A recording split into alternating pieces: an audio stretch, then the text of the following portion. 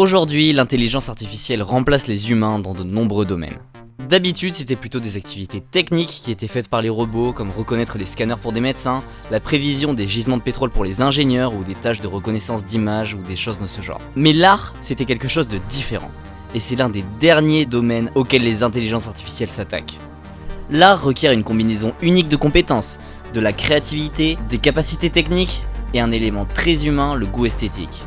Et si je vous disais que pour la première fois, l'art visuel est tombé entre les mains de l'intelligence artificielle et qu'elle le fait plutôt bien? Vous avez peut-être entendu parler du groupe de recherche sur l'intelligence artificielle OpenAI.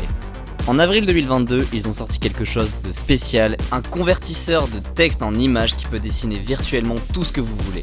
Ça avait déjà été fait auparavant, mais la vraie différence est qu'ici, le robot est extrêmement puissant et que les résultats seront presque toujours artistiques ou bien réalisés, avec des couleurs ou des caractéristiques qui ressembleraient au jugement créatif d'un véritable artiste. Aujourd'hui, on va voir exactement ce que cette IA peut faire, comment elle fonctionne et ce que cela va impliquer pour le monde.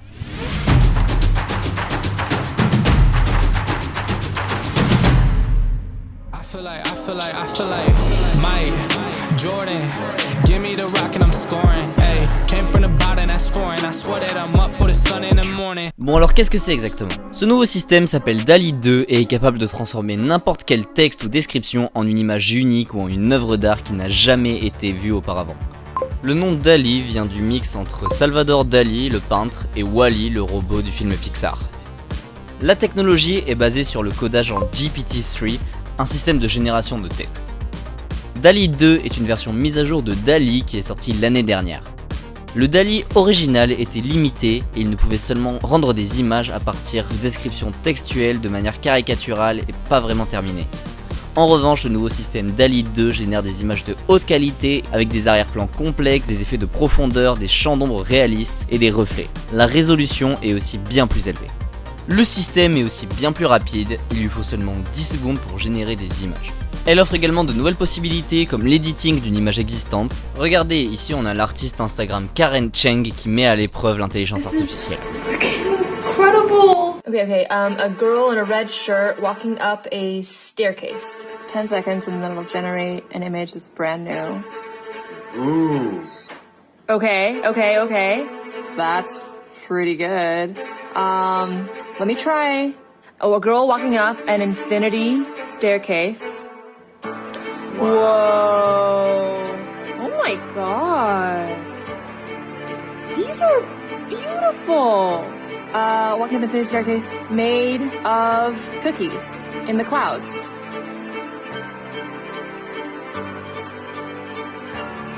Oh my god. Wow. Look at this cookie staircase.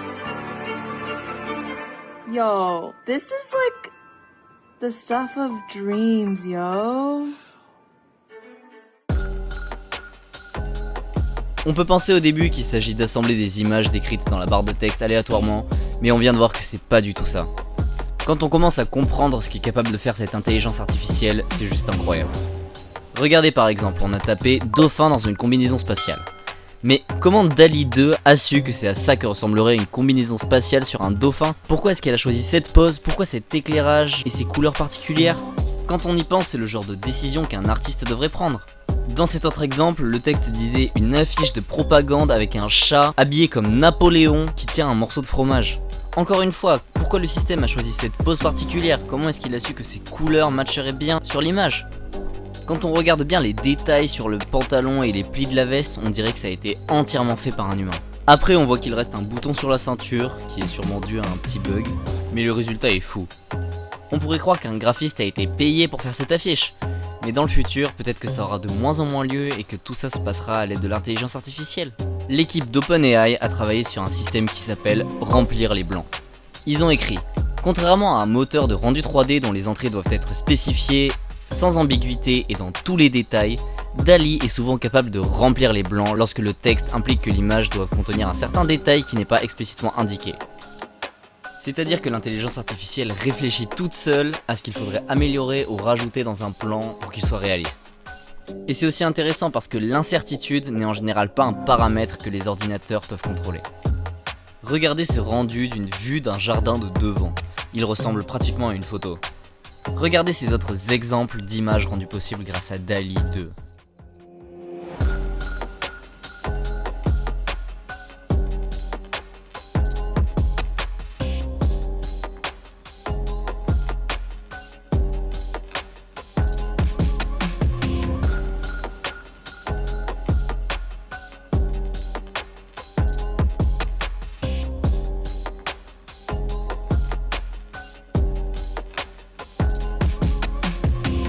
Bien sûr, des vrais artistes peuvent trouver ça insuffisant, mais déjà pour le prototypage et le concept art, ce type d'image est incroyable.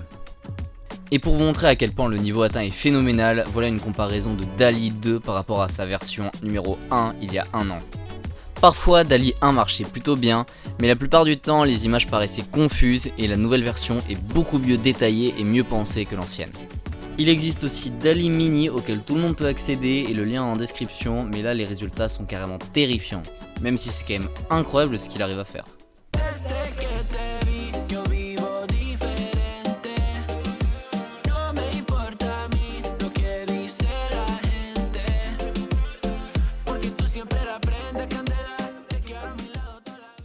Je pense que vous commencez à comprendre à quel point ça va prendre une ampleur énorme dans les prochaines années.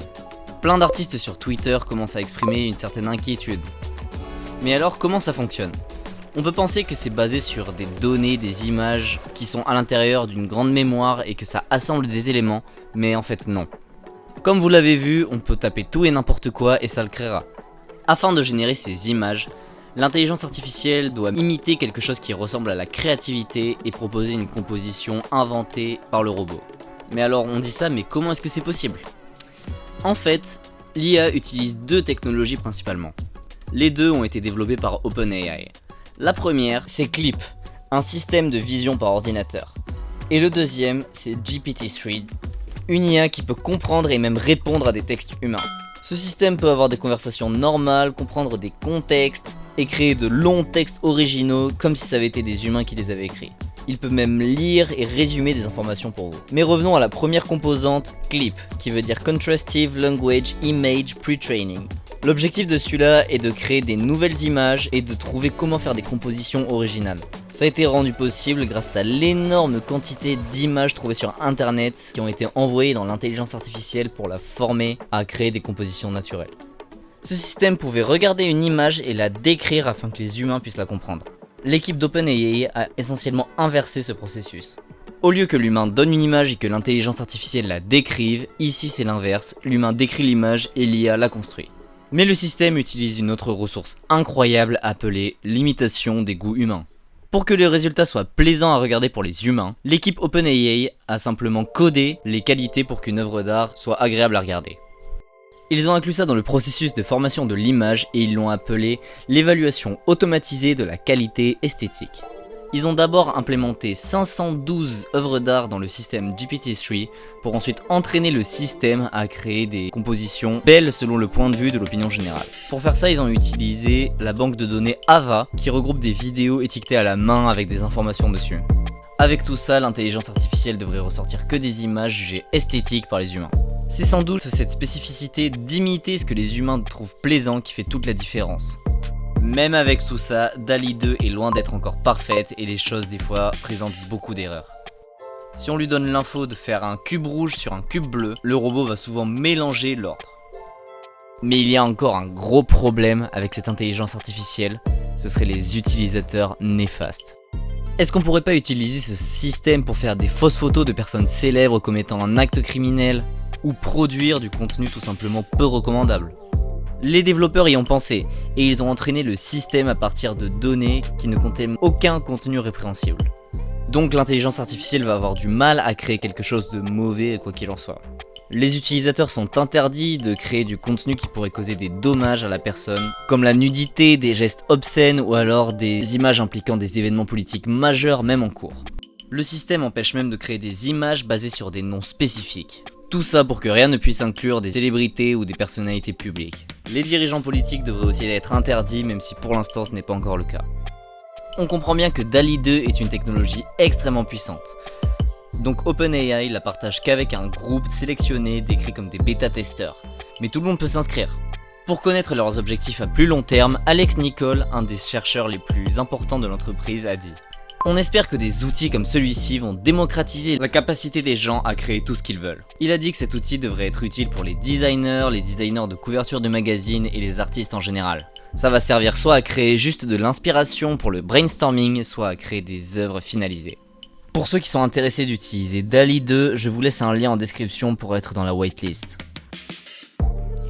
Il y a 5 ans, l'idée qu'une intelligence artificielle pouvait créer de l'art à partir de rien était tout simplement inimaginable. Et en quelques années, les travaux sur l'intelligence artificielle ont fait doubler les capacités des compétences, et on peut encore penser que ces intelligences artificielles vont s'améliorer dans les années qui vont suivre. On peut se demander si ces intelligences artificielles vont améliorer le travail des artistes, les rendre encore plus puissants, ou si au contraire ça va les anéantir et complètement prendre leur travail. Dites-nous ce que vous en pensez en commentaire, et si ces intelligences artificielles vous terrifient ou alors vous passionnent. Pensez à aimer la vidéo si elle vous a plu et à vous abonner. C'était Fry Report.